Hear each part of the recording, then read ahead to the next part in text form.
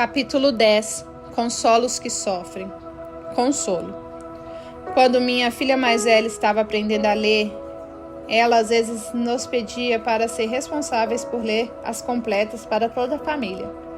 Ao fazer essas orações, ela pedia confiante para Deus colar os que sofrem, que é como a nossa família ora ainda hoje, em sua homenagem. As categorias de vulnerabilidade humana: os doentes, os cansados, os moribundos, sofredores, aflitos e alegres. Não são caixinhas claramente demarcadas na qual podemos nos encaixar perfeitamente. Elas se intercalam. Os doentes, os que estão à beira da morte, os cansados e os aflitos são também os que sofrem. Contudo, oramos por todos eles, um por um. Isso não é por acaso ou só para encher linguiça. Orar por cada um nos permite pausar para honrar cada tipo de necessidade humana. Nós provamos notas diferentes em cada vinho amargo da miséria humana. A nossa humanidade comum pode ser encontrada em nosso sofrimento compartilhado. Qualquer um de nós sofre perdas. O coração de qualquer um de nós já foi partido. Cada um de nós sabe o que é ficar desapontado. Contudo, precisamos equilibrar o aspecto comum de nosso sofrimento com o fato de que as dificuldades não são distribuídas uniformemente. Alguns recebem coisas piores do que outros. Alguns de nós carregam fardos especialmente pesados. É difícil discutir o sofrimento em geral, já que ele cobre um terreno tão vasto e diverso da experiência humana. Há aflições físicas, emocionais e espirituais, e experimentamos cada uma dessas formas em um contexto singular. O sofrimento não pode ser generalizado. Contudo, aqui estamos nós, pedindo para Deus consolar os que sofrem, ou colá-los no caso de alguns. Orações escritas. As orações das completas dos salmos ou qualquer oração recebida não são estatísticas. Ao orarmos cada uma delas, lemos nossas vidas nessas palavras que oramos. A nossa biografia molda o nosso entendimento dessas orações, tanto quanto essas orações moldam a nós e a nossa biografia. Ao longo dos anos que orei as completas, eu passei a considerar os que sofrem como quem está passando por uma dor especialmente intensa. Há eventos particulares que dividem nossas vidas entre antes e depois. Há estações de profundas trevas, fracassos e perdas que nos deixam marcas indeléveis. O ano de 2017 me tornou outra pessoa. Antes disso, eu nunca tinha perdido um pai ou um bebê. Agora eu já tinha perdido ambos. Por um intervalo de mais ou menos 6 meses, eu estava sofrendo profundamente. Eu fiquei de luto por um bom tempo depois também. Durante esse ano, a noite ampliava cada solidão e perda. As dores ecoavam e a angústia rugia. A tristeza era palpável e aguda. As coisas na minha vida que estavam sólidas se abalaram e a reconstrução ainda não tinha começado. Distingo aqui entre os que sofrem e os aflitos, porque embora períodos de sofrimento nos transformem, enquanto eles mudam a geografia de quem somos, certas feridas diminuem com o tempo. O sofrimento vai e vem. Ele não desaparece por completo, mas aprendemos a viver de novo. A oração pelos aflitos, que vem depois nessa litânia de vulnerabilidades, trata o sofrimento crônico de longo prazo. Porém, antes nós oramos para quem está no seu pico, naqueles tempos intensos de crise ou perda. Oramos por quem está naquele momento em que a agonia e o esforço de viver, de simplesmente aguentar viver mais um dia, é difícil e árduo. Quando as trevas parecem tão vastas e aterrorizantes que ameaçam sufocar todo o resto. Quando o sofrimento de alguém se torna longo e constante o suficiente para ser considerado um aflito? Não há um critério claro. Nem sempre saberemos se o sofrimento pelo qual passamos é temporário ou permanente. Não saber faz parte da nossa vulnerabilidade e do que torna o sofrimento assustador e difícil. Não sabemos quanto tempo vai durar. Não sabemos quando a cura vai chegar. Segundo Simone Weil, a suprema grandeza do cristianismo está no fato de que ele não busca um remédio sobrenatural para o sofrimento, mas sim um uso sobrenatural dele. O cristianismo sempre considera o sofrimento não só como um lugar de dor, mas também como um lugar de encontrar a Deus. O sofrimento não acontece simplesmente conosco, ele age em nós. Santo Isaac, o Sírio, escreveu: o amor de Deus procede de nossas conversas com Ele. Essa conversa de oração acontece por meio da quietude, e a quietude chega como desnudar-se de si mesmo. Observe a ordem. Aprender a amar a Deus flui da oração, que flui da quietude, que flui do deslumbrar-se de si mesmo, o abandonar excruciante de nossos desejos e planos. O sofrimento é desnudar-se de si mesmo. Isso parece ser uma dor terrível, e é.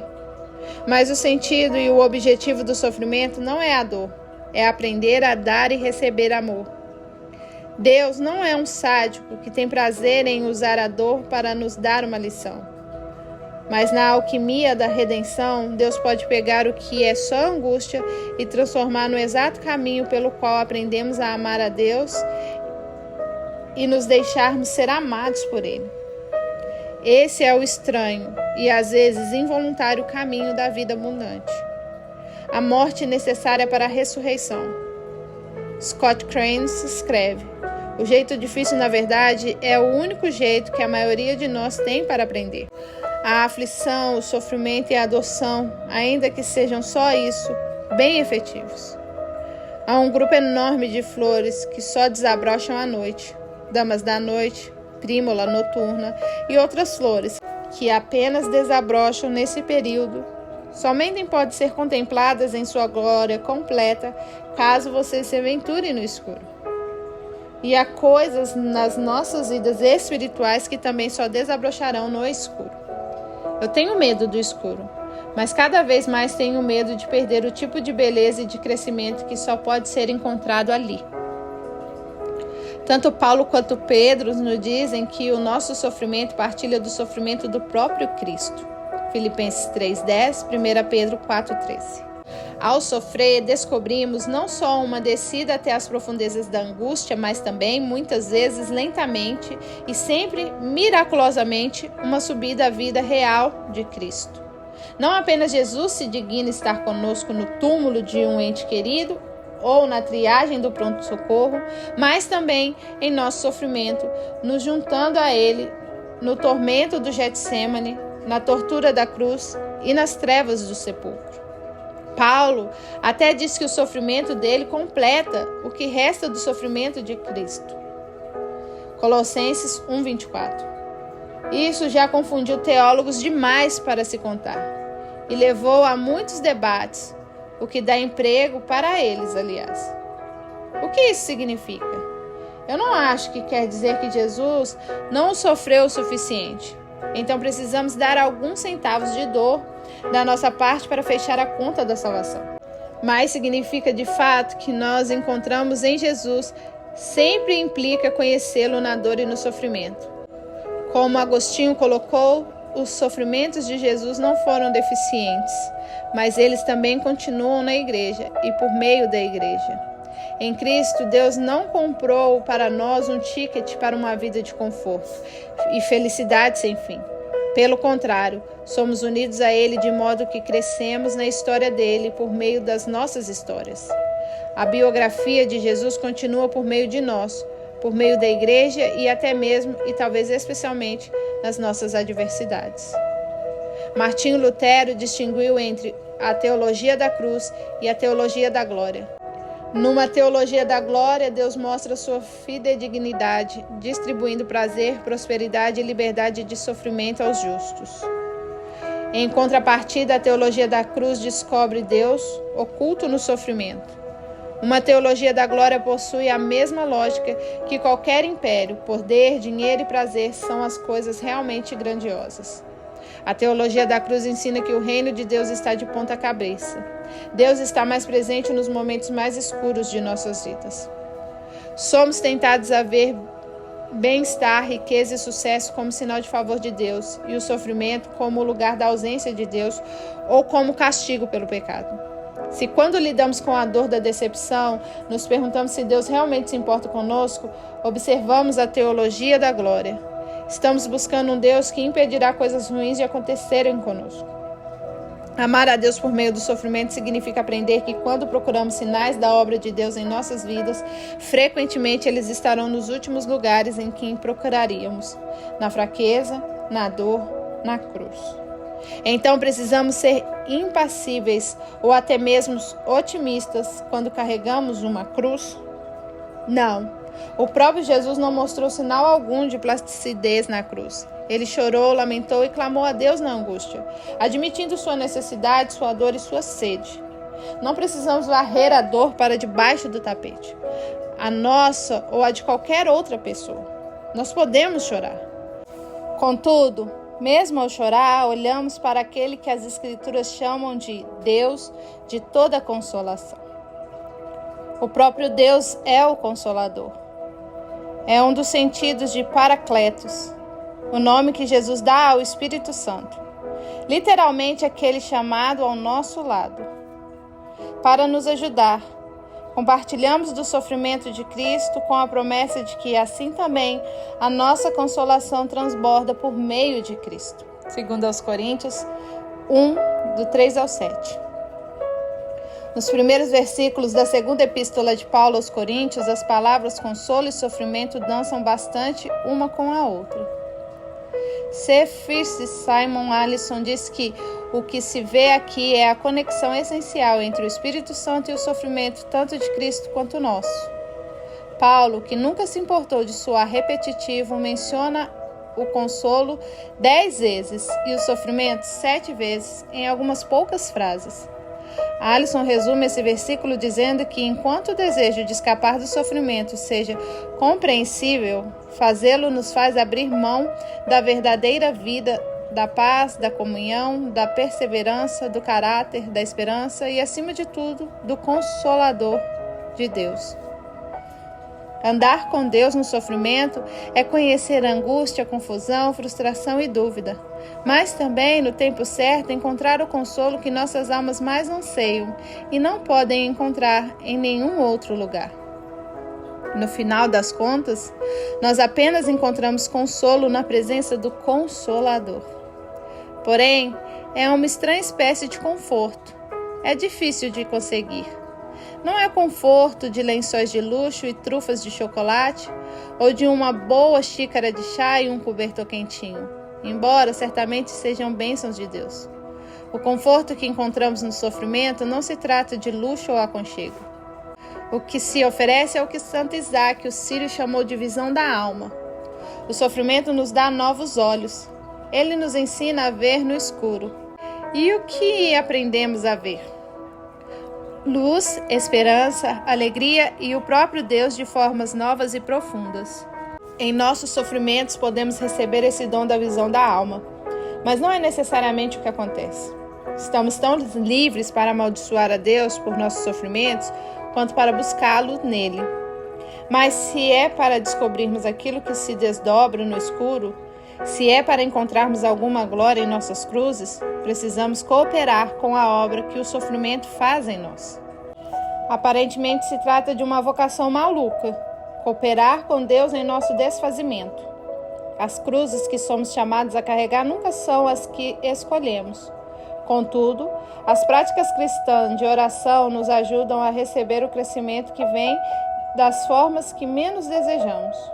O sofrimento, o desnudar-se de si, não é inerentemente bom ou valioso. É imprestável a não ser que leve à quietude e depois à oração e finalmente ao amor de Deus. Na famosa litografia de M.C. Escher, uma mão desenha, outra mão a qual, por sua vez, está curvada desenhando a primeira mão. Um círculo de mãos se desenham. No sofrimento, há outro círculo misterioso. Oramos para suportar o mistério do sofrimento e o mistério do sofrimento nos ensina a orar. E no final de tudo, está o amor de Deus. É isso que descobrimos no centro do círculo. O consolo na dor é uma necessidade humana. Precisamos de conforto tanto quanto precisamos de comida e água. Então, se não encontramos repouso em Deus, o Consolador, inevitavelmente buscaremos em outro lugar. E o que habitualmente buscamos como conforto será eventualmente o que adoramos. Isso se tornará o nosso Deus. Mas quando outros confortos, por melhores que sejam, se tornam o refúgio de nossa alma, eles tendem a nos matar. A música Creature Comfort, Confortos Criados, da banda Arcade Fire, fala sobre a mentira branca da prosperidade americana.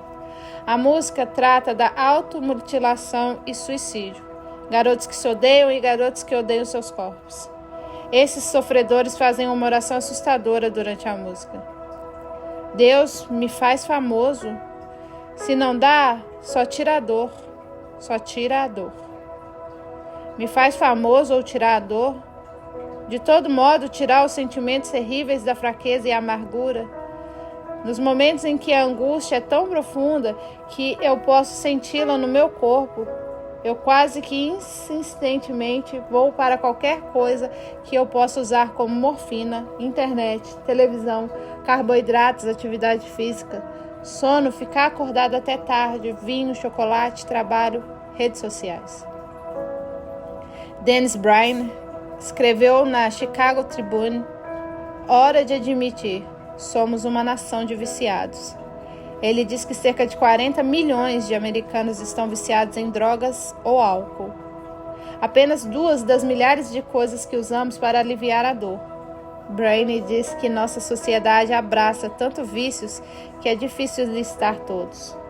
Não é só uma lista padrão de sexo, pornografia, tabaco e álcool, mas também comida, videogames, internet, doce, trabalho, curtidas e muito mais. Ele pergunta: do que estamos fugindo tanto que somos obrigados a procurar criar e ter uma overdose em tantas fontes diferentes? No seu livro The Elephant in the Room, O Elefante no Quarto, Tommy Tomlinson explora seu vício em comida. Ele fala para todos nós como seus diversos vícios. Este é o truque cruel da maioria dos vícios. Eles são excelentes para o conforto no curto prazo. Eu estou com fome, eu estou sozinho, eu preciso sentir que faço parte do mundo. Outras pessoas aliviam essas dores com uma garrafa ou uma seringa. Eu as alivio com hambúrguer e batatas fritas. Isso posterga a dor um pouquinho. Quando estamos sofrendo, precisamos de consolo. E quando não temos ideia de onde procurar, aprendemos a postergar a dor um pouquinho. O sofrimento precisa de consolo e não de anestesia. Precisamos de esperança de verdade, do tipo que pode nos fazer aguentar a noite. Certamente Deus nos consola com as boas coisas da terra. O cheiro de café, o som da chuva num teto fino. Mas quando as correntes de sofrimento se somam mais e mais, fica claro que os consolos em criaturas nunca serão suficientes, afinal. Mesmo as boas dádivas nos diminuem quando as buscamos compulsivamente em nossa dor. Por outro lado, Deus não tira a nossa dor, mas Deus é o verdadeiro consolador. Passar pelo sofrimento como cristão, compartilhar dos sofrimentos de Cristo, significa que precisamos encarar as trevas. Precisamos sentir o que odiamos sentir: tristeza, perda, solidão. Precisamos beber o cálice amargo que recebemos, sem atalhos, sem passe livre. Mas é um estranho tipo de conforto. É a única forma de descobrirmos um consolo substancial suficiente para carregar o peso de nossas almas. Tudo em nós quer anestesiar a dor. Então, nessa oração, pedimos por consolo, para nós e para os outros. Porque se nos anestesiarmos com prazeres ou distrações, perdemos o conforto permanente, que só pode ser recebido na vulnerabilidade. O consolo no sofrimento vem somente e sempre como uma dádiva. O ascetismo cristão está fora de moda. Qualquer negação do prazer é associada com o pior tipo de legalismo puritano. Enquanto desintoxicação e dietas do momento são tendências, a abnegação para a formação espiritual é suspeita. Celibato, castidade e abstinência são descartados como absurdos, se não destrutivos, associados com desprezo pelo corpo e contrariados pela positividade sexual. Jejum é exagero e fanatismo. Presumimos que a fé nunca deveria nos fazer nos sentir mal. Então, o asceticismo é considerado inútil, legalista e desumano. Preciso admitir desde já, sou a menor das astecas. A julgar pelos critérios de quase todo mundo na igreja antiga, eu sou uma hedonista. Eu não tenho muito orgulho disso. Contudo, quando se trata de chocolate, ou de dormir tarde, ou de tempo de tela, eu tenho tanto autocontrole quanto um hamster bêbado. Sou péssima em jejuar. A quaresma, para mim, normalmente se trata de uma aventura em fracasso. 2 ou 3 vezes já abri mão da quaresma na quaresma, no que apenas pode ser descrito como uma recaída completa. Se você quer alguém para pregar sobre a glória de Deus nas coisas da criação, os prazeres que nos levam ao deslumbramento e à adoração, a bondade espiritual que pode ser encontrada em sorvetes ou num sábado sem nada para fazer ou numa longa soneca, conte comigo. Já escrevi tratado sobre o eterno valor de prazer e beleza e eu mantenho absolutamente tudo o que falei. Contudo, a austeridade cristã, um abraço temporário de sofrimento por um amor maior, também é incrivelmente significativo no testemunho da igreja e na prática da espiritualidade cristã. Não há contradição aqui. O asceticismo cristão nunca buscou negar a bondade da matéria ou do corpo. O cristianismo é uma fé terrena e que afirma os prazeres, mas o cristianismo frequentemente praticam a abnegação a fim de aprender a usufruir de coisas boas no lugar delas. Abraçamos práticas ascéticas para aprender a sofrer. Sabemos que inevitavelmente teremos de sofrer, então nos adiantamos. É um exercício de desconforto. Treinamos nossa necessidade por conforto, como as pessoas adestram bichinhos de estimação. Ao fazê-lo, aprendemos com o tempo como entrar num consolo que é mais profundo do que é oferecido por nossas drogas favoritas. Aprendemos a encarar a dor de que tanto fugimos. O ascetismo cristão parece um pouco como homeopatia. Nos expõe a uma minúscula dose de sofrimento para levar a cura para áreas maiores de perda, pecado e doenças espirituais em nossas vidas. As práticas ascéticas revelam a forma como usamos consolos criados, mesmo sendo bons em si, compulsivamente. Negamos-nos um pequeno prazer, algumas necessidades que percebemos e vemos que escravos nós nos tornamos das coisas que nos confortam. Não estou sugerindo que períodos de profundo sofrimento são os momentos corretos para se praticar a abnegação. Nesse período, simplesmente chegar vivo ao final do dia pode parecer uma experiência ascética. Se nas profundezas da dor tudo o que você pode fazer para continuar andando é se sentar com Deus e tomar um sorvete, ou ver um filme com batatas fritas, por amor de Deus, literalmente faça isso. Porém, a nossa resistência cultural a qualquer tipo de desnudamento de si nos deixa despreparados para o sofrimento e para o trauma que a vida inevitavelmente trará sobre nós. Mesmo nós cristãos, frequentemente nunca aprendemos uma espiritualidade densa o suficiente para nos sustentar quando todos os outros confortos se secam. Desde que nascemos, somos alimentados pela lógica do consumismo. A dor pode ser apagada, ou ao menos anestesiada, por meio da dose suficiente de consumo.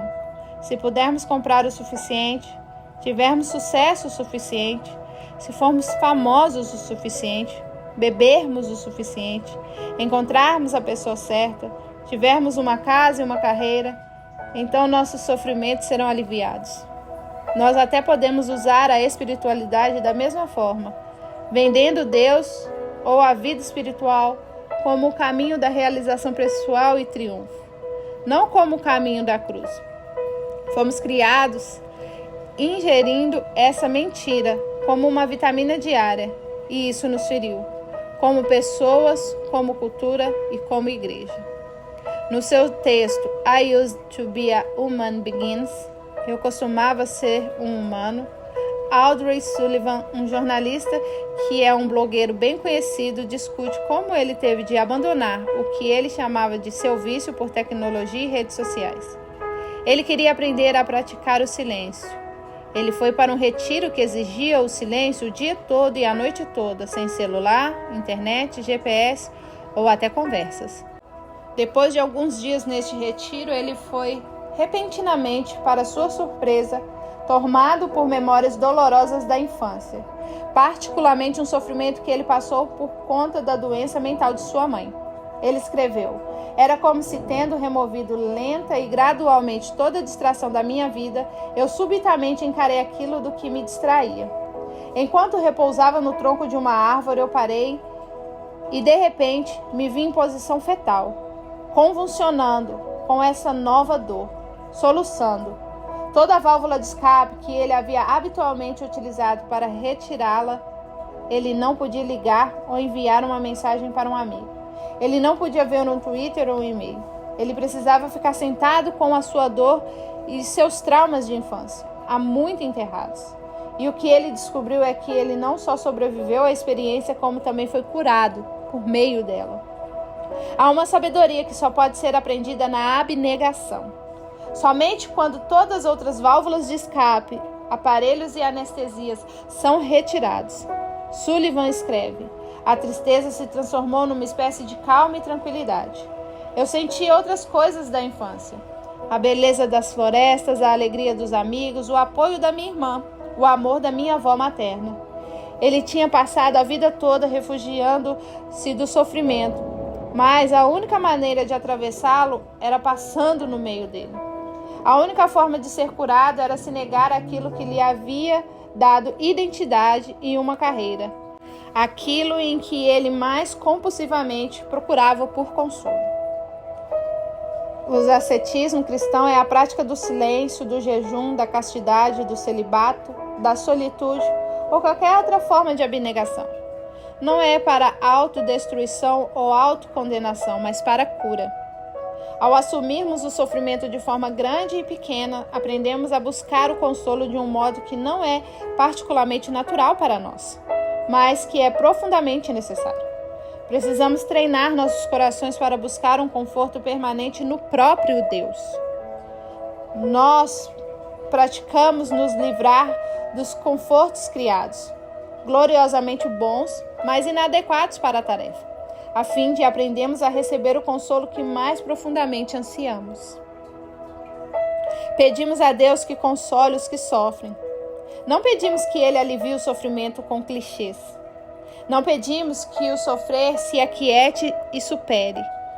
Olhamos para Deus como um gentil cuidador, um consolador e um médico. Não como um treinador rabugento que nos diz para engolir o choro e simplesmente continuar o jogo. Uma mulher na minha congregação estava passando pela dura missão do luto de seu marido já há 10 meses, quando eu ouvi rumores de que alguém tinha dito para ela que essa tristeza já tinha durado tempo suficiente. Era hora de respirar fundo e seguir em frente. Isso não era consolar o que sofre, mas sim apressá-lo. Quando eu soube disso, brotou em mim uma espécie de impulso maternal de proteger a ovelha sofredora da minha congregação. Eu fiquei irada e até com um pouco de justiça própria. Mas então eu comecei a lembrar das vezes que eu também fui impaciente com os que sofrem. Eu posso estabelecer dentro de mim prazos subconscientes para mim ou para os outros sobre quanto tempo o sofrimento deveria durar. Mas na maioria das vezes a cura demora mais tempo do que esperamos. A solução rápida sempre é uma tentação, mas a solução rápida para o sofrimento é desonestidade, vício e a negação da sua humanidade. Mesmo na igreja, frequentemente queremos que as pessoas se virem e consertem e se salvem. E tudo isso para ontem. Porém, ao aprendermos a ansiar por Deus, para consolar a nós e aos outros, também aprendemos a esperar o lento processo em que Ele trabalha. Será que Deus alguma vez já trouxe curas emocionais, espirituais ou até físicas instantaneamente? Às vezes sim. Ele certamente o pode. Mas o consolo, na maioria das vezes, chega como uma pequena dose. Bancos de graça na longa caminhada. Existe cura na vida cristã. Existe consolo. Eu já o provei e o vi. Mas não podemos escolher quando ou como ele irá chegar.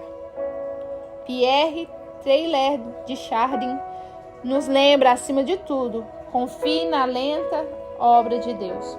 Pedimos que o Senhor console os que sofrem, e então lembramos do convite de Chardin. Dê ao Senhor o benefício da crença.